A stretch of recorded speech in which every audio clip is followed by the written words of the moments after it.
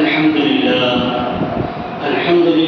نحمده ونستعينه ونستغفره ونؤمن به ونتوكل عليه ونعوذ بالله من شرور أنفسنا ومن سيئات أعمالنا من يهده الله فلا مضل له ومن يضلل فلا هادي له وأشهد أن لا إله إلا الله وحده لا شريك له وأشهد أن محمدا عبده ورسوله أرسله بالحق بصيرا ونذيرا بين يدي الساعة أما بعد فإن خير الحديث كتاب الله وخير الهدي هدي محمد صلى الله عليه وسلم وشر الأمور محدثاتها وكل محدث بدعة وكل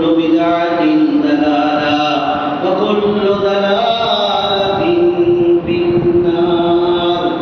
وقد قال الله تعالى في كلام التنزيل والفرقان الحميد: فأعوذ بالله من الشيطان الرجيم. بسم الله الرحمن الرحيم. قاف والقرآن المجيد بل عجبوا أن جاءهم منذر منهم وقال الكافرون هذا شيء عجيب أإذا متنا وكنا ترابا ذلك رجع بعيد. اللهم صل على محمد وعلى آل محمد كما صليت على إبراهيم وعلى آل إبراهيم إنك حميد مجيد.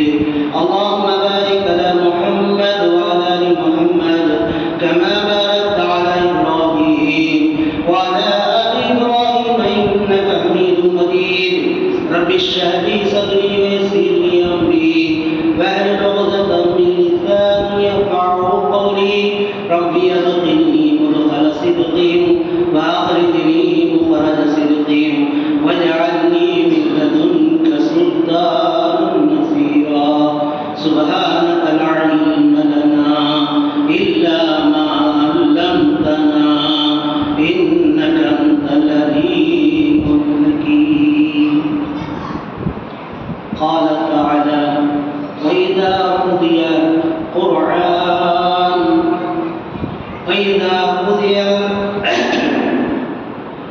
எல்லாம் வல்ல அல்லாஹ்வின் நல்லடியார்களே, அன்பார்ந்த தோழர்களே, தோழிகளே, அல்லாஹ்வுடைய மாபெரும் கருணையால் இந்த ஜும்மாவை நாம் அடைந்திருக்கிறோம். நம்மீது அல்லாஹ் அருள் புரிந்திருக்கிறான், நம்பிக்கை வைக்கிறோம். இதன் காரணமாக நம்மை அருள் புரிந்த காரணத்தினால், அல்லாஹ்வுடைய ரஹமத்தின் காரணத்தினால் நாம் ஜும்மாவுக்கு முன்னாடி வந்திருக்கிறோம். எத்தனை பேருக்கு அது நசீப் இல்லாமல் இருந்திருக்கிறது.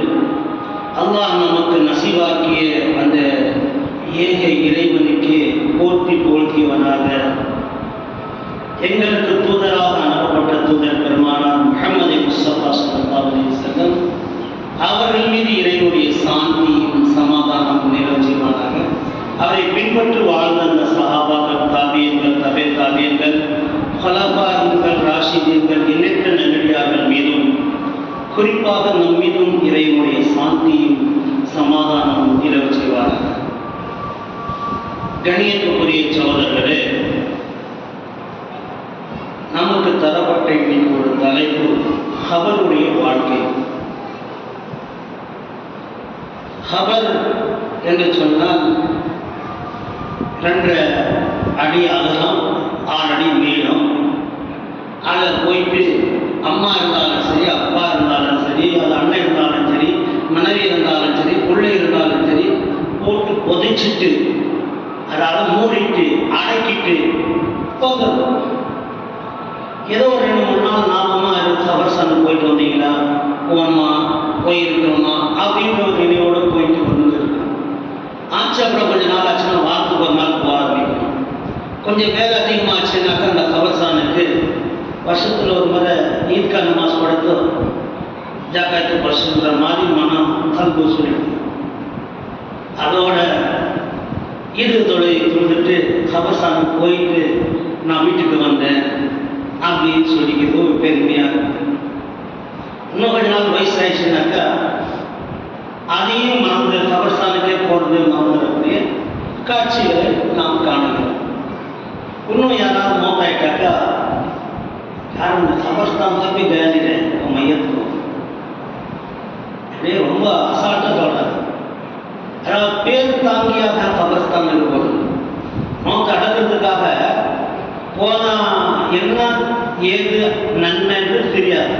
ஆனால் என்ன நினைக்கிறாங்க ஜனாதா நமஸ்காயா வந்து கபர்ஸ்தான் தாயாக்கி खास भाईजान का मैयत को आया नहीं, खास इसका उसका मैयत को आया नहीं के अंदर ऐसा नमकुलार बेसिक इधर कुबूर पुरसिरत अलीमत ना नफ्सुन मा कद्दमत व आखरत அந்த खबरिலே எங்களுடைய தாய் தந்தையர்கள் அவர் உயிர் வாழ்ந்து கொண்டு இருக்கிறார். ஒரு நாள் குபூர் புகசீரன் அந்த கபருடையிலிருந்து இழப்படுவார்கள். உண்மையிடத்தில் சொல்லும் போது இதா சுல்சிலத்தின் அருது சில்சாலஹா வ அஹ்ரஜத்தின் அருது அஸ்காலஹா வானம் பிளந்துவிடும், பூமி பிளந்து வாய் திறந்துவிடும், தண்ணீர் பொங்கி வெளிவராது, வானத்தில் தண்ணீர் பொங்கும். அப்போது கபரில் இருக்கக்கூடியவர்களெல்லாம் எழுந்து விடுவார்கள். வகாலல் இன்சானு துஹத்திஸு அக்பாரா வகாலல் இன்சானு துஹத்திஸு அக்பாரா தன்னுடைய ஹதஸ்களை தன்னுடைய வாழ்க்கையை பற்றி சொல்ல ஆரம்பித்து விடுவார்கள். என்ன இருக்கு பாருங்கள். அந்த கபரில் இருக்கிறவங்க இருக்கா. நீங்கள் அல்லாஹ்வுடைய தூதர் சொன்னாங்க கபருக்கு போனீங்கன்னா கபர்ஸ்தானுக்கு போனால் சலாம் சொல்லுங்க. இப்போ நம்ம வீட்டுக்கு போனால் என்ன செய்வோம்? வீட்டில் பார்த்தோன்னா சலாம் அலைக்கும்னு சொல்லிட்டு தான் வரணும். ஒரு உயிர் உள்ள மனுஷனை பார்த்து சலாம் சொல்லணும். எங்கேயாவது சிலையை பார்த்து சலாம் அலைக்கும்னு சொல்லுவோமா? ஒரு சிலையை நிறுத்தி இருக்கு அங்கே போய் சலாம் அலைக்கும் அப்படின்னு சொல்லுவோமா? சொல்ல மாட்டோம். ஒரு கல்லிலே அமைக்கப்பட்டிருக்கு அங்கே போய் சலாம் சொல்ல மாட்டோம். ஒரு வீட்டை பார்த்து நாம் சலாம் சொல்ல மாட்டோம். வீட்டுக்கு உள்ளாலே போகும்போது வீட்டு கூட்டி இருந்தாலும் கதை திறக்கும் போது திறந்து சலாம் சொல்லுவோம். யார் சொல்ல ஏன் சலாம் சொல்லணும்னு கேட்டாக்கா மலக்குமாக உங்களுடைய வீடுகளை பாதுகாத்துக் கொண்டிருக்கிறார்கள் என்றார். அதே மாதிரி கேட்டாங்க நீங்க யாரை பார்க்கிறீர்களோ முகத்தை பார்க்கிறீர்களோ சலாம் சொல்லுங்க. முன்னாடி வராது வீடுடைய இருக்கிற சலாம். ஆனால் அதே வீட்டுக்குள்ளார போகும்போது ஒரு ஆள் படுத்துக்கிட்டு இருக்கார், நோக்காய் கிடக்கிறார், இன்னும் கப்பன் விடல, இன்னும் கொடுப்பாக்கல, இன்னும் புதைக்கல, இன்னும் தப்பம் செய்யல. அந்த ஆளை போயிட்டு சலாம் அலைக்கும் நாங்கள் சொல்லுவோமா? அவர்கிட்ட எந்த மையத்துக்காக பார்த்து சலாம் சொல்லுவோமா? இல்லை, சொல்றது இல்லை. மையத்தை பார்க்க தான் போகணும். மையத்தை பார்த்துட்டு திரும்பி வந்தோம். கபரில் வச்சு அடக்கம் பண்ண பிறகு அந்த கபரை பார்க்க போகும்போது தான் சலாம் சொல்லுங்கள் ரசூலுல்லாஹ் சொல்றாங்க. யார் சொல்லுங்க? வீட்டில் இருக்கும் உயிரோடு இருக்கும் போது சலாம் சொல்லப்பட்டது. செத்து போன பிறகு சலாம் சொல்றதில்ல. அடக்கின பிறகு மண்ணோட மண்ணான பிறகு சலாம் சொல்றீங்களே. அல்லாஹ்வுடைய தூதர் இடத்துல கேட்டார். அது எப்படி சொல்றாங்க?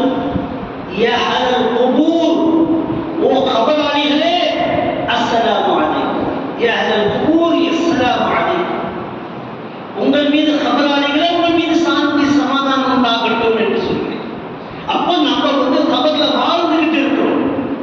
செத்து போன நேரம் எவ்வளவு நேரம்? நம்ம வீட்டில் வச்சுக்கிட்டு இருந்தோமே அந்த நேரம் தான் செத்து போன நேரம்.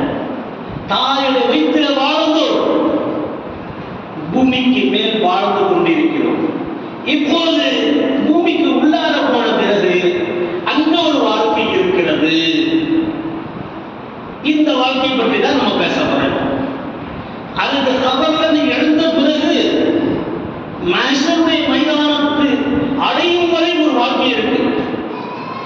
தனி வாழ்க்கை, அதை பத்தி குர்ஆன்ல நிறைய விஷயங்கள் பேசுறது.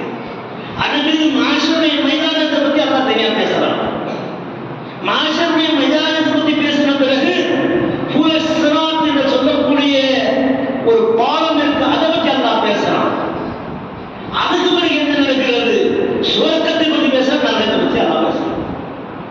மனிதனுடைய மின் மனிதனின் அவுனா அல்லாஹ் எப்படி சொல்லிட்டா, நீங்கள் எல்லாம் துளி, அதாவது விந்து துளிகளாக கடந்தீர்கள். மனிதனுடைய ஆசை வருது இல்லையா, இச்சை வருது இல்லையா, அந்த ஆசை நேரத்தில் அந்த இச்சை வெளிப்படும் போது நீங்கள் அது அல்லாஹ் இன்சானி நீரும் தகையிடம் எப்படி செய்யாம கூறா. அல்லாஹ் எவ்வளவு அழகான இந்த ஜும்மா நாள்ல பஜருடைய தொழுகையில 2வது ரக்அத்ல ஓதுவார். எப்ப நீ இந்த விந்து துளிக்கு முன்னாடி நீ என்ன இருந்த? இல்ல, விந்து துளிக்கு முன்னாடி என்ன இருந்தது இல்ல. அந்த மனசுல அந்த ஆசை ஏற்பட்டு தாய்ல வயிற்றுல வாழ்ற, தாய் வயிற்றுல இருந்து பூமிக்கு மேல வாழ்ற. 3வது எங்க வாழ போற? நீ கபர்ல வாழ போற.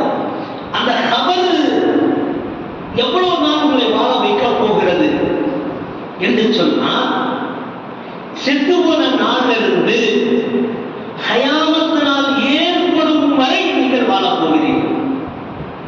எவ்வளவு நாள் வாழ போறீங்க? அப்போ எந்த வாழ்க்கை நீளமான வாழ்க்கை? அந்த இச்சை ஏற்பட்ட அந்த நேரத்துடைய வாழ்க்கையா, அல்லது தாயுடைய வயிற்றில் இருந்தீங்க அந்த வாழ்க்கையா, அல்லது இந்த பூமிக்கு மேல் இருந்தீங்க இந்த வாழ்க்கையா, அல்லது நீங்கள் கபர்ல இருக்கக்கூடிய வாழ்க்கை பெருசா? அது கபருக்கு பிறகு கயாமத் நாள் வரை இருக்கிறது அந்த வாழ்க்கை, அது பெருசா? அதுக்கு பிறகு மஹ்ஷருடைய மைதானம் இருக்கிறது, அது பெருசா? அந்த சிராத்தில் சொல்லக்கூடிய அந்த பாலத்துல கடக்கிறது பெருசா? அந்த வாழ்க்கை பெருசா? சுவர்க்கத்துடைய வாழ்க்கை பெருசா? நரகத்துடைய வாழ்க்கை பெருசா என்று சொன்னால், முதல் வாழ்க்கை இந்த மனிதனாக பிறந்து அவருடைய வாழ்க்கைதான் ஒரு பெரிதான வெற்றியான வாழ்க்கையாக இருக்கிறது என்று இறைத்தூதர் பெருமானார் ஸல்லல்லாஹு அலைஹி வஸல்லம் சொன்னார். அது சொன்ன உடனே பார்த்தா உஸ்மான் பின் ஆஃபான் ரலியல்லாஹு அன்ஹு இல்லை பள்ளியாசலில் இல்லை, அதிகமா எங்க பார்க்கணும்? கபர்ஸ்தானுக்கு போயிடுவார். அங்க தேம்பி தேம்பி அழுகக்கூடிய அளவுல அந்த தண்ணி வருது இல்லையா, தாடி நனைஞ்சிடுமா. அந்த தாடி வந்து அப்படியே தண்ணி சொட்டு சொன்னா கொடுத்துட்டு, அப்ப எவ்வளவு வேதனை அந்த மாதிரி ஊத்தும், கண்ணு தண்ணி அந்த மாதிரி ஊத்துதுன்னு சொன்னா எந்த அளவுக்கு வேதனைப்படுத்தி இருப்பார். கையில் அடிப்பட்ட வலிக்குதுன்னா ஆறு கண்ணு தண்ணி வரும். அந்த மாதிரி அந்த கபருடைய வாழ்க்கையை பார்த்து பயந்தவர்களில் சஹாபாக்களில் முதன்மையானவராக காணப்பட்ட ஹதீஸிலே உஸ்மான் பின் ஆஃபான் ரலியல்லாஹு அன்ஹு. உஸ்மான் ரலியல்லாஹு அன்ஹு அவர்கள் அவ்வளோ அழகு தேம்பி தேம்பி அழுவார்.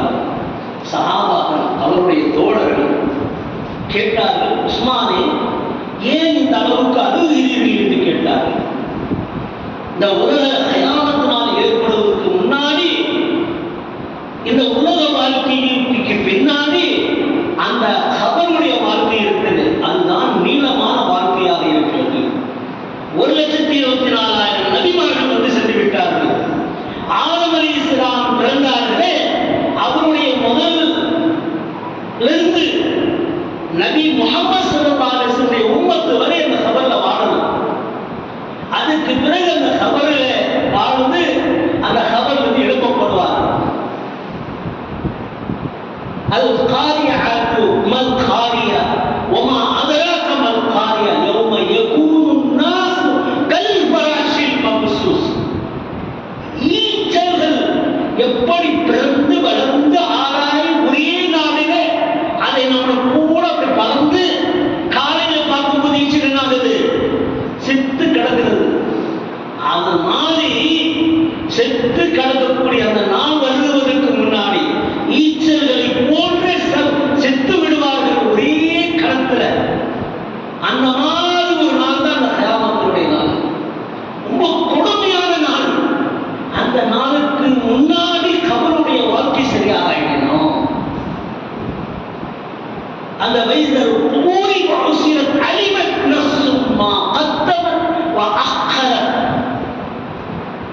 நப்சு இருக்கிறது, அந்த அந்த நேரத்தில் வேதனைப்படுத்தக்கூடிய அது முதன்மையானதும் பின்னணிக்குரியதையும் எல்லாத்தையும் எடுத்து காட்டக்கூடியதுதான் கபருடைய வாழ்க்கை. கபர் என்று சொன்னால் ஏதோ மண்ணு போட்டு மூடிட்டு வந்துட்டா மண்ணோடு மண்ணாய் மக்கி போகிறோம் என்று நினைத்து விட்டார்கள். கிடையாது. இந்த ஒரு இடத்துல அல்லாஹ் சொல்லி காட்டுறா,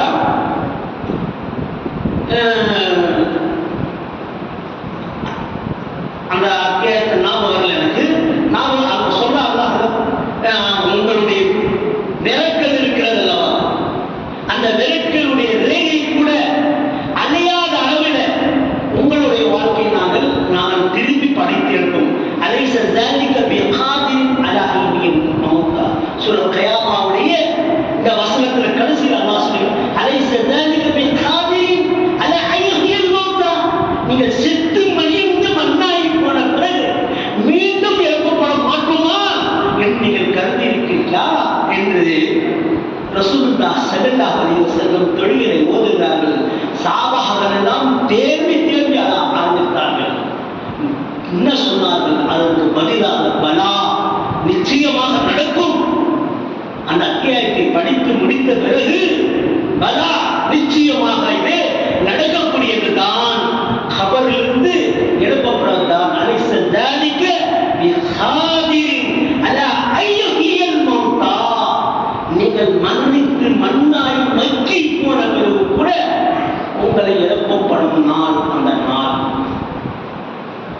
அப்பேற்பட்ட கபரில் இருக்கக்கூடிய ஒரு ஆளும் என்ன செய்வாங்க?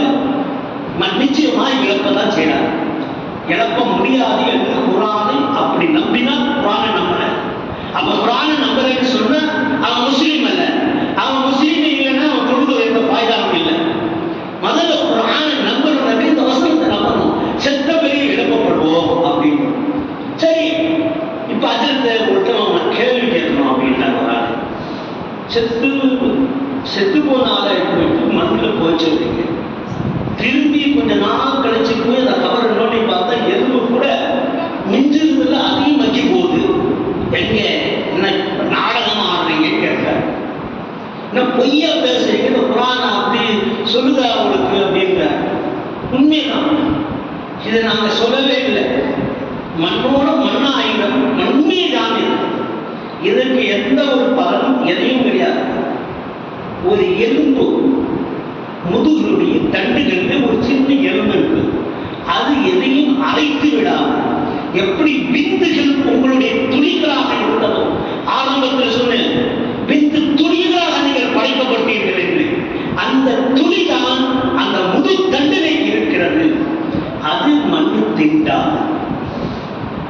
அதை அல்லாஹ் ரப்புல் ஆலமீன் அதை பூமியினுடைய அடிபாகத்தில் கேட்கிறோம். எப்படி சொல்லி காட்டா? வயலுக்குள்ளி உமசத்தில் உமசா இல்ல. ஒரு இடத்துல சொல்லும்போது அல்லாஹ் சொல்லி காட்டா, குர்ஆனுடைய வசனத்திலே உங்களுடைய வீடுகள் கெட்ட வீடுகள் இருந்தால் அந்த என்ன செய்வான் என்று சொன்னால், செத்த பிறகு பூமியினுடைய அடிபாகத்தில் அடிபாகத்திலே போய் வச்சு வேதனைப்படுத்தப்படுது. எதை? அந்த சின்ன துளிகள் இருக்கு இல்லையா, அதுதான் உங்களுடைய வேதனைப்படுத்தப்படக்கூடியது. உங்களுடைய ஒரு ஆளும் நீங்க துவா செய்றீங்கன்னு சொன்னா கொஞ்சம் தண்டனை புரியுது. இந்த அசான் சொல்லுவாங்க இல்லையா, அசான் சொல்றீங்க இல்லையா, இந்த அசான் சொல்லும் போது அந்த வேதனை நிறுத்துவாங்க. யாரு? மலக்குமார்கள்.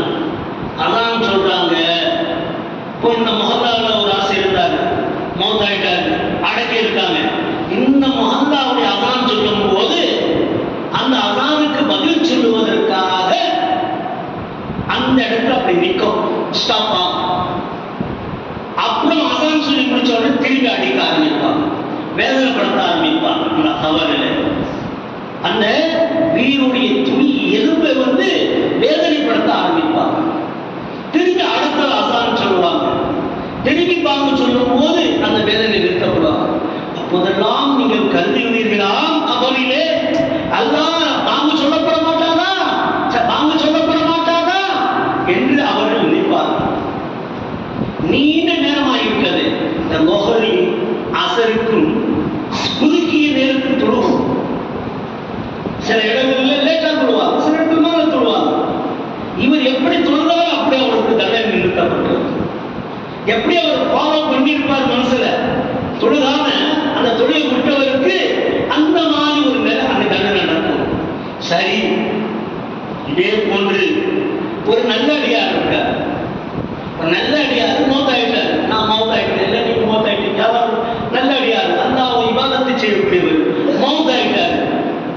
கபரில் போய் வைக்கிறீங்க?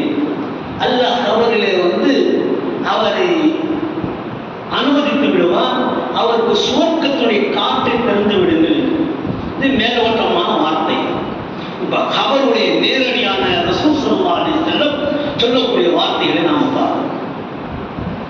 சஆத் என்ற ஒரு நபி தோழர் மதீனாவில் இஸ்லாத்தை ஏற்றுகிறார். எங்க ஏற்றுறார்? இஸ்லாத்துல மதீனாவில் போய் இஸ்லாத்தை ஏற்றுக்கிறார். அந்த ஹவுஸ் ஒரு குடும்பத்திலிருந்து உள்ளவர், ஒரு ஆறு நபர். அவருக்கு பின்னாடி பல நபர்கள் வந்து இஸ்லாத்தை ஏற்றுக்கிட்டாங்க. அவரு கந்தக் என்ற யுத்தம் நடக்கிறது. அந்த கந்தக் யுத்தத்துல அவருக்கு என்ன செய்யறாங்கன்னு சொன்னாங்க, எல்லா ஐடியா போட்டு தரக்கூடியவர் அந்த சஆத் ரலியல்லாஹு அன்ஹு இருக்காங்க. கந்தக் யுத்தம்னு சொன்னா பள்ளம் நோண்டிட்டு அந்த அணையருக்கு எதிரி நிற்பாங்க. இந்த அணை நம்ம படை நிற்கும், முஸ்லீமுடைய படை, காபினுடைய படை, ஒருவரா மோதிக்கணும். கிட்ட வந்து மோதுறது தனி. இப்ப மோதுறது எப்படி தெரியுமா? இது அந்த கந்தக்கு அந்த பள்ளத்துல இறங்கி ஏறி வந்து அடிக்க முடியாது. தூரத்துல இருந்து நின்று அவர் அடிக்கலாம், அல்ல இவர் அடிக்கலாம். இப்படி கொஞ்சம் டிஃபரன்ஸ் பண்ற மாதிரி ஒரு யுத்தம் ஆரம்பிச்சாங்க. அந்த யுத்தத்துடைய முடிவு எப்ப ஏற்பட்டதுன்றது அந்த கந்தக் யுத்தத்தை பற்றி பாடத்துல நம்ம பார்த்துக்கலாம். அந்த யுத்தத்துக்கு ஐடியா வகுத்து தந்தது முஸ்லிம்கள் வெற்றி பெற வேண்டும் என்பதற்கும், முஸ்லிம்கள் குறைவாக இருந்தார்கள், பலகீனமாக இருந்தார்கள், பட்டியும் பசியுமாக இருக்கிறார்கள். ஆகையால் இந்த கந்தக் என்ற குழி நோண்டக்கூடிய ஒரு ஐடியாவே கொடுத்தது அந்த சஆத் ரலியல்லாஹு அன்ஹு. அதனால பல சஹாபாக்களுடைய வீடு நின்றது.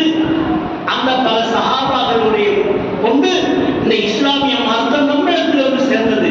யாரு? அந்த சஆதுடைய ரலியல்லாஹுடைய காரணமாக. அந்த கந்தக் யுத்தத்துல அடிபட்டு அவருக்கு சில காயங்களும் ஏற்பட்டது. காயத்தோட மதீனாவுக்கு எடுத்துட்டு வர்றாங்க. மதீனாவுக்கு கூட்டிட்டு வந்து ஒரு கூடாரத்தை அமைச்சு அந்த கூடாரத்தை அவர் வைக்கிறாங்க. அவருக்கு அப்பப்போ பார்த்துக்குவாங்க, அவருக்கு மருத்துவம் செய்வாங்க. அப்படியே பார்த்துட்டு இருக்காங்க. திடீரென்று ரசூல் ஸல்லல்லாஹு அலைஹி வஸல்லம் தொழுதுட்டு உட்கார்ந்து இருக்காங்க, பள்ளிவாசல்ல இருக்காங்க. சஆத் அவர்கள் மரணம் அடைந்து விட்டார் என்றார். சஹாபாக்கள் எல்லாம் வந்து அதிர்ச்சி அடைந்தார். அவர் 31வது வயதிலே இஸ்லாத்தை ஏற்றவர், 37வது வயதிலே மரணம் அடைகிறார்கள். அந்த மரண செய்தி யார் சொல்கிறார்?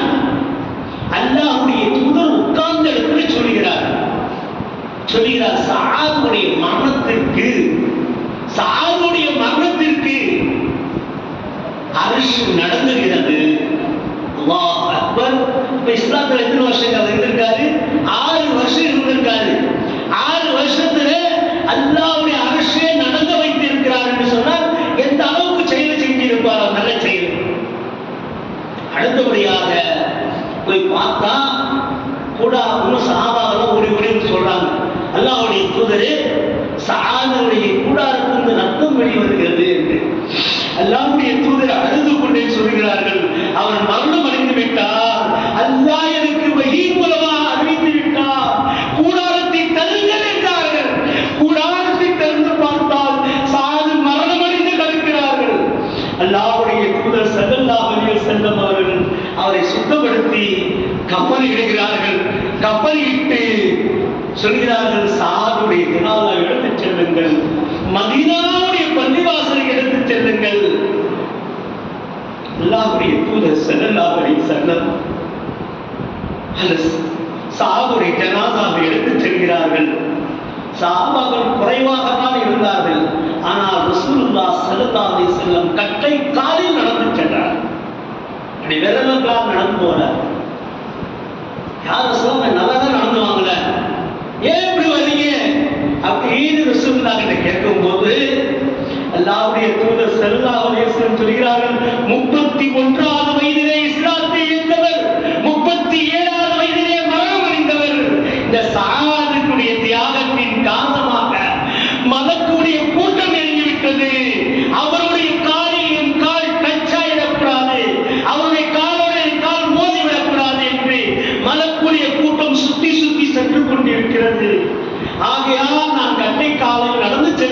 விட்டார்கள். சுப்ஹானல்லாஹ். அப்போது இதே முடிஞ்சதா?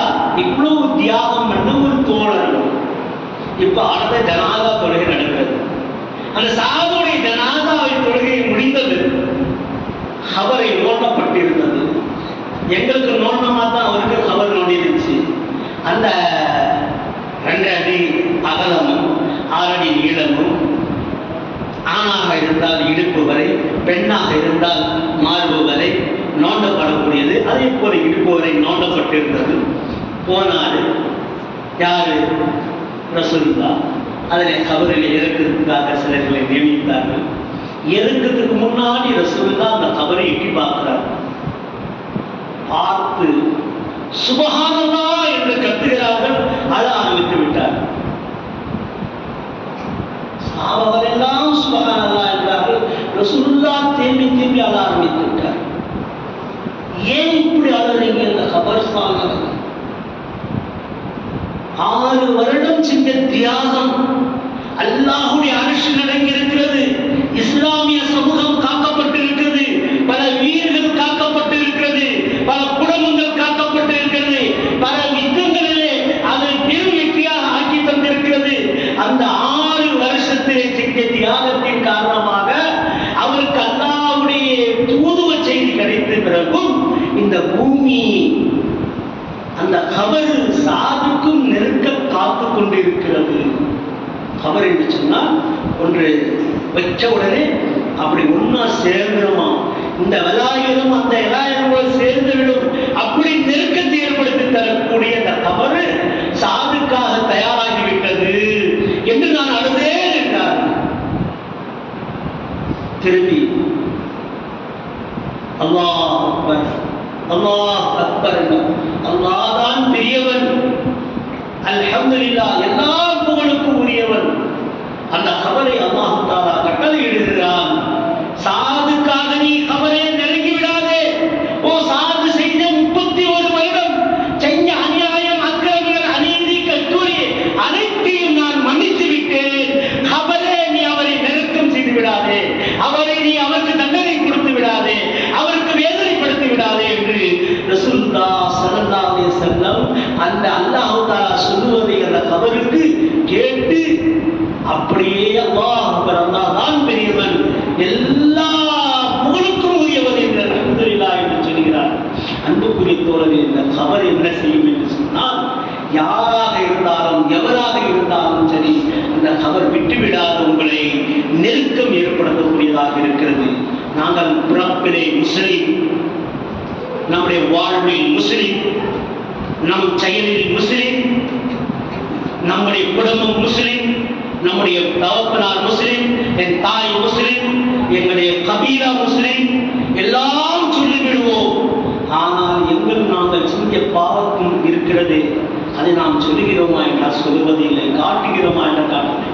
நிச்சயமாக அந்த கபர் எல்லாம் காத்து கொண்டிருக்கிறது. இந்த பூமிக்கு மேல் நீ நடந்து சென்றாயே, அந்த பூமிக்குள்ளாரே வாவனை நான் பார்த்துக் கொள்கிறேன் என்று அது சொல்லுமா?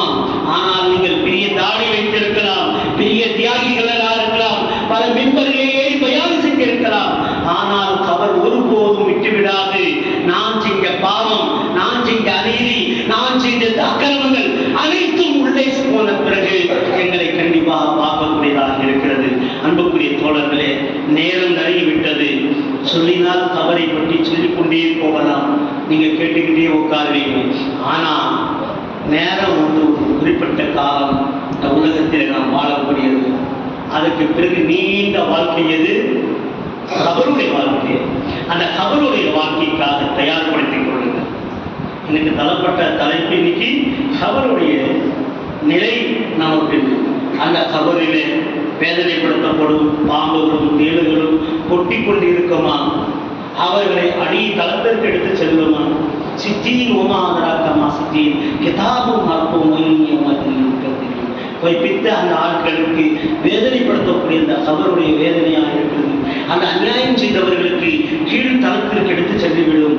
ஆகையால் அன்புக்குரிய தோழர்களே, நம்முடைய ஈமானை பரிசுத்தமாக்கிக் கொள்ளுங்கள் என்று கேட்டுக்கொண்டு இந்த முதல் உரையை முடிவு செய்கிறேன். வாக்குறுதியான அனில் அல்ஹம்துலில்லாஹி ரப்பில் ஆலமீன்.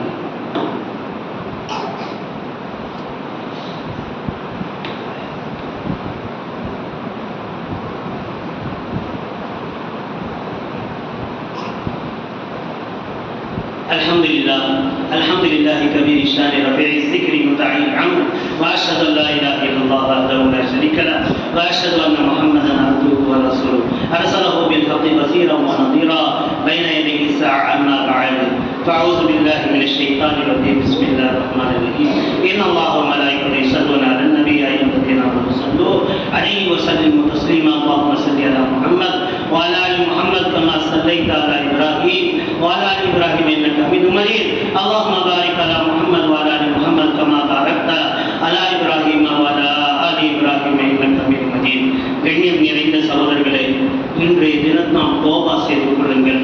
கபர் நம்மளை காத்து கொண்டிருக்கிறது. நாம் செய்த பாவங்களுக்கெல்லாம் கணக்கு போட்டு வைத்துக் கொண்டிருக்கிறது. முதல் கபர் வெற்றி பெற்று விட்டோம் என்று சொன்னால் அதற்கு பிறகு ஒன்றொன்றாக வெற்றி பெற்று விடுவோம். ஆனால் கபருடைய வாழ்க்கை இருக்கிறது, அது வெற்றி பெறவில்லை என்றால் நம்ம கயாமத்து ஏற்படக்கூடிய அந்த நாள் இருக்கே, அந்த நாள் ஒரு பெரிய நாட்களாக இருக்கிறது. அந்த நாளில் விரதனை அல்லாஹ் காப்பாற்றி விடுவார். மாசருடைய மைதானம் இருக்கிறது, அதையும் அல்லாஹ் காப்பாற்றிடுவான். ஒரு சிராத் என்று சொல்லக்கூடிய பாதையிலும் அல்லாஹ் பாதுகாத்து விடுவார். அதற்கு பிறகு உங்களுடைய சுவர்க்கத்தை அல்லாஹ் நுழைய வைத்திடுவார். நீங்க இந்த கபருடைய வாழ்க்கைக்கு பாஸ் ஆகலைன்னு சொன்னா, நீங்க ஃபைல் ஆகிட்டீங்கன்னு சொன்னா எல்லா இடமும் ஃபைல் ஆகிட்டீங்க. ஆகையால அதிகம் துவா செய்யுங்கள். கபருடைய வேதனை குறைவதற்காக கபரில் இருக்கவர்களுக்கும் நீங்கள் பாவ மன்னிப்புகள். யா அல்லாஹ், இவர்கள் முன்னாடி சென்று விட்டார்கள், நாங்கள் பின்னாடி வரக்கூடியவராக இருக்கிறோம், நீங்கள் கபரை பார்த்தால் சொல்லுங்கள் என்று நபிகள் நாயகம் சொன்னார்கள். யா அல்லாஹ், இந்த முஸ்லிம்களுடைய பாவங்களை நீ மன்னித்திருவாயாக, எங்களுடைய பாவங்களை மன்னித்து கபருடைய வேதனையிலிருந்து பாதுகாப்பு தாயா அல்லாஹ் என்று பிரார்த்தனை செய்யுங்கள். ஒரு தொழுகைக்கு பிறகும், ஒரு விவாதத்துக்கு பிறகும், ஒரு நற்செயலுக்கு பிறகும், உங்களுடைய ஒரு காரியங்களுக்கு நேரத்திற்கும் இந்த கபருக்கு பாதுகாப்பு தேடுங்கள். ஏனென்று சொன்னால் நபிகள் நாயகம் ஸல்லல்லாஹு அலைஹி வஸல்லம் அதிகம் கபருடைய பாவ மன்னிப்பு அந்த பாதுகாப்பு தேடி இருக்கிறார்கள். இரவு நேரத்தில் எழுந்துட்டா எங்க போயிடுவாரு? கபர்ஸ்தானுக்கு போயிடுவார். கபர்ஸ்தானுக்கு போனால் ஆவி சுத்திக்கணும்னு சொல்லுவாங்க. எந்த ஆவியும் உங்களை சுத்தாது, நீங்க தான் அங்கே போய் சுற்றணும். ஆனால் அவன் எந்த ஆவியும் உங்களை பிடிச்சிடாது. அதே அப்பாவையும் கிடக்கிறது. என்னடா துவா யார் செய்வாங்கன்னா, யார் துவா செய்வாங்கன்னு அப்பா யார் கிடக்கிறாங்க, கபரில் கிடக்கிறது. நீங்கள் துவா செய்வீங்கன்னாக்கா கபரில் இருக்கிறது என்ன செய்வாங்க? ராகத்து கிடைக்கும். அல்லாஹ் கொஞ்சம் வேதனை குறைக்கும். அதனால் கபராளிக்காக துவா செய்யுங்க, உங்களுக்காக துவா செய்து கொள்ளுங்கள் என்று கேட்டுக்கொண்டு இந்த இரண்டாவது வரை நிகழ்ச்சியில் ரொம்ப இன்னக்க அந்த சமீம் அலி மதுவலைனா இன்னக்க அந்த தவாபலகீம் யா மௌலா யா கரீம் ராஹீமின் அல்ஹம்துலில்லாஹ்.